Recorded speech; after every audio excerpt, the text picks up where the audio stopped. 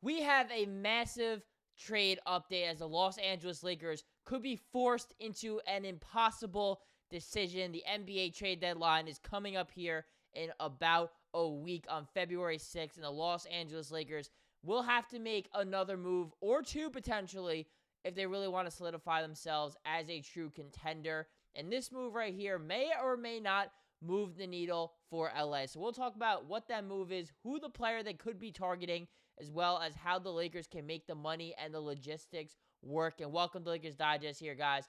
My name is Hunter Pitcoff, and we cover everything surrounding your Los Angeles Lakers. We just reached 5,000 subscribers. This was a goal that we were trying to reach by the end of January, and we got here before the end of the month. However, we want to reach 6,000 subs by the end of next month in February. And look at that. We're already over 20% there. This is a goal that I think we all can realistically accomplish here. And I say we because it's not just us here and who runs this channel. It's you guys too. It takes a village. It takes you guys for us to get the views, get the subscribers, and to really create this community that we have going here. So if you want to join, it's free. Just click the subscribe button. I don't want to keep you guys waiting too much longer, though, with this video.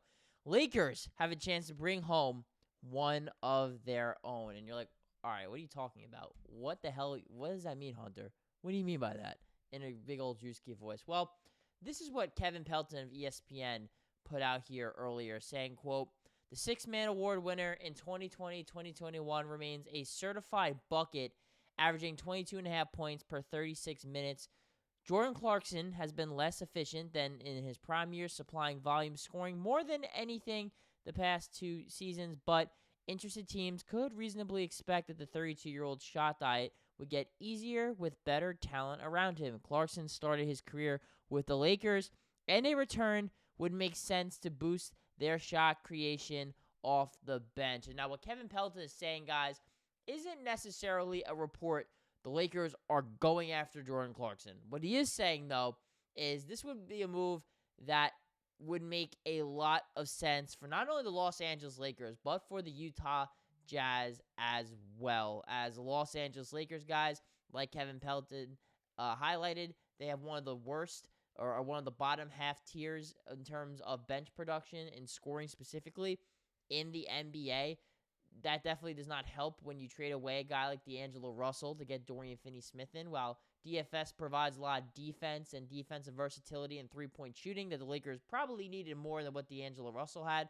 Well, now they don't have that creator, that playmaker, that shot maker off the bench. Perhaps it could be Dalton Knecht, but, you know, he's a little bit streaky and he's still only a rookie. So what Jordan Clarkson can bring to this Los Angeles team is something that they currently don't have on this roster. And let's talk about it here too, guys. How could Jordan Clarkson become the spark plug off the bench, become that six-man of the year type of player that he has been through a large part of his career, especially with the Utah Jazz, as he really found a home for himself there in Salt Lake City. So this season, it's been a bit of a rocky start for Jordan Clarkson, but he's progressively gotten better each and every month. So, did have a left foot injury that kept him out, but he just came back on the 27th here on Monday. So, still getting in the thick of things. And man, he looks faded in this in this photo we have of him now that I'm looking at it. But Jordan Clarkson averaging about 16 a game. Shooting numbers are not great, although he is shooting about 80% from the free throw line, something that he has consistently done throughout most of his career. But the 35% from three, it's about what a career average is for him, as well as the scoring production. But it is worth noting here, too, that the Utah Jazz are one of the worst teams in the NBA, right? This is kind of like a free-for-all season for their team, as they have a lot of young guys. They're trying to get their feet wet. No one really has as much of a specific role on that team, and it's just a lot of players, you know, kind of playing knee ball here, hoping that either they can kind of get their numbers up, maybe get a bigger contract, or maybe someone, in the case of Jordan Clarkson, go somewhere else and get a contender to trade for him so that they can play for some more meaningful winning basketball, because Utah right now is in a full-on rebuild tank mode there in Salt Lake City. So for Jordan Clarkson, he is who he is at this point of his career. He's 32 years old, has one more year in his deal, so you're trading essentially a year and a half guaranteed of the Jordan Clarkson experience. Can he be a little shaky? Yes. Is he a great defender? No. And that definitely is not going to help the Los Angeles Lakers. But they do have to ask themselves, too, getting Dorian Finney-Smith, Max Christie becoming a better player for the Lakers, Jared Vanderbilt coming back and ramping him up eventually to get to a point where they feel comfortable playing him 25, 30 minutes a game. They're going to have a lot better options on the perimeter for defensive players. What they don't have right now is somebody outside of Austin Reaves at the guard position who can consistently play make and make their own shots. And Jordan Clarkson, that man has the ultimate green light. He is not afraid to shoot the rock at all. And he's a really good creator. He scores on all three levels at a pretty good level. Also gets to the free throw line as well. And he can easily average somewhere between 15 to 19, 20 points per game off the bench for any team in the NBA. He's done it with the Lakers, he's done it with the Cavs, and he's done it with the Utah Jazz. And he's been in the league since 2014. The man is seasoned, which is crazy because I remember watching him when I was much younger coming into the NBA, getting the Lakers trading for him on draft night out of Missouri University. And it is pretty crazy to see that Jordan Clarkson, as a former second-round pick, has turned himself into a Sixth Man of the Year winner and an absolute bucket getter, no matter what city, what state he's been in his NBA career. And he's still doing it here, too.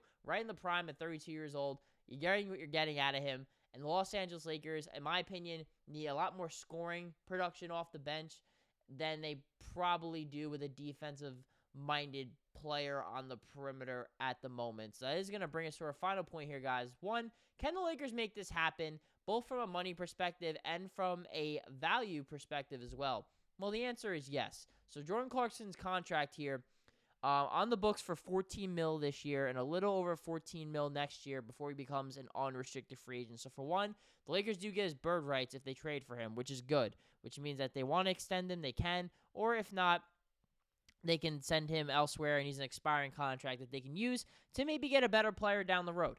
But looking at this current construction of the Lakers roster, this is a team that needs the scoring punch off the bench. You trade away D'Angelo Russell, you get back something good in Finney-Smith, but you trade away D'Angelo Russell. So now you can get a cheaper option, perhaps a little bit more of a consistent option, and someone who's used to coming off the bench. Like D'Angelo Russell's never really done that in his NBA career, or probably really in any sort of form of basketball. He's probably never come off the bench at all. So Jordan Clarkson has done this. He's thrived in this role, and it's something he's very comfortable doing. He knows how to just come in the game and create instant offense. He's not afraid to do it at all, and it's something that he thrives in, and it's exactly what the Lakers do need right now.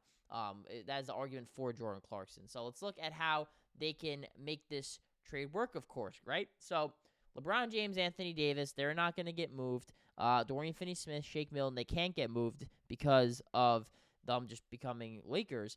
And then you have Austin Reaves, who I highly doubt the Lakers are going to move. So the Lakers need to reach $14 million. And in fact, a little bit more than that. They need to trade away more salary than they're getting in return because they're a first apron team under the salary cap, which that's pretty much what it means. The Lakers, they can make trades, but they have to get back less money than what they're giving up in return. So they have to exceed Jordan Clarkson's contract, which again here, guys, is at that $14 million mark. So the guy who I'm looking at here that they would most likely trade, right, it's either going to be Rui Hachimura or Gabe Vincent. I think in this scenario, they actually end up giving up Gabe Vincent. Now, they could trade Rui as well, but I think it ends, and they could trade straight up Rui Hachimura for Jordan Clarkson, gets the job done. Or they could trade away Gabe Vincent here, and they could trade away someone like Jalen Hood-Schifino. That gets them at the money that they need, and then they might not even have to give up a first-round pick. A second-round pick might be enough to get Jordan Clarkson. Like, I think the Lakers can potentially get him for an absolute bargain. So if you told me that you flipped D'Angelo Russell, you flipped D'Angelo Russell, Jalen Hood-Schifino, and you flipped Gabe Vincent in exchange, and I guess 4 second-round picks. You didn't have to give up a first-round pick to get Dorian Finney-Smith, Jordan Clarkson, and Shake Milton. Now, Shake Milton's not really going to shake the needle for you at all, but it is maybe a solid depth piece, although it doesn't seem like J.J. Redick hasn't really earned that trust from him just yet. But Jordan Clarkson, right, entering the trade market, and I guess the Lakers, struck first getting DFS. I said the Lakers needed 3 things. They needed a dynamic guard who can play make for others and create his own shot, or if not, just a really freaking good defensive guard. They needed a 3-and-D player who's very switchable defensively and fits J.J. Redick's scheme. And they needed a big man who could play next to Anthony Davis and behind him. They got DFS. They got Dorian Finney-Smith. Jordan Clarkson can fill the need of that scorer off the bench and that scoring punch that they've needed. He's not going to give you much defensively, but now Jared Vanderbilt's back. You hope he ramps up. You hope he's healthy. I mean, fingers crossed. You can't guarantee that. And Max Christie's emergence with Dorian Finney-Smith, they do have better options now on the perimeter. So that is good. They are not in complete no man's land, although you would prefer, the more defense this team can get, the better. But if they can also get, maybe it is Walker Kessler. Maybe he's somehow in this deal, and then the whole thing is completely different than what I said. I don't think so. Maybe they get a Miles Turner. Maybe they can get a Robert Williams or Jonas Valanciunas. So it seems like the Lakers may or may not be targeting guys like that. If they are able to make a little bit more perhaps marginal moves, which I've been saying, but I would love a Miles Turner. And if they get Miles Turner and Jordan Clarkson in this scenario, they can potentially get both of them in 2 separate deals. You get Dorian Finney-Smith, Miles Turner, and Jordan Clarkson in an extended trade deadline since they traded for Dorian Finney-Smith in December. I think that is a massive, massive win if you're the Los Angeles Lakers making a move like that. If you're able to get 3 of those guys, it's going to require a lot. It's going to require Rob Pelinka to do a lot of thinking. But to me, that would be a very successful deadline for the Los Angeles Lakers. Trading for Jordan Clarkson probably isn't enough. Like Anthony Davis said, they probably do need another big man. I need to see, especially with Anthony Davis now being out for at least a week, we're really going to see probably how bad the Lakers are going to look defensively without him, because he really has been the heart and soul and one of the only consistent guys on that side of the ball game in and game out for this Lakers team. But let me know down below, guys. What do you think? Is a move for Jordan Clarkson, bringing him back to L.A. where he first started his career, a good option for the Los Angeles Lakers? It's definitely not a super expensive one. Or do you think they should target other people? Colin Sexton is someone who I actually would prefer on the Utah Jazz, but perhaps if the asking price is a little bit too high for him, they can perhaps settle on a cheaper option, such as a Jordan Clarkson. Or if they have another move in place to get another big man, and they don't really have, a little bit stretched on cash to land a Colin Sexton because he does make more money, perhaps bringing in Jordan Clarkson can make a little bit more sense, and you know what you're getting out of him, and he provides a lot of scoring that the Lakers currently need. I'm going to say it one more time, guys. We're trying to reach 6K. We're a fifth of the way there, 20%. I think we can get to 6K before the end of February. And if you guys, keep showing us the love and support, one, that's always going to make us go harder and give you guys all the content you need for the Lakers. But on top of that as well, we're going to keep setting the bar higher. So 6K is the goal right now by the end of February. You guys are making that goal very, very plausible for us. And we would love for you, if you already watched through all this video, stop what you're doing right now. Why don't we reach that platinum status?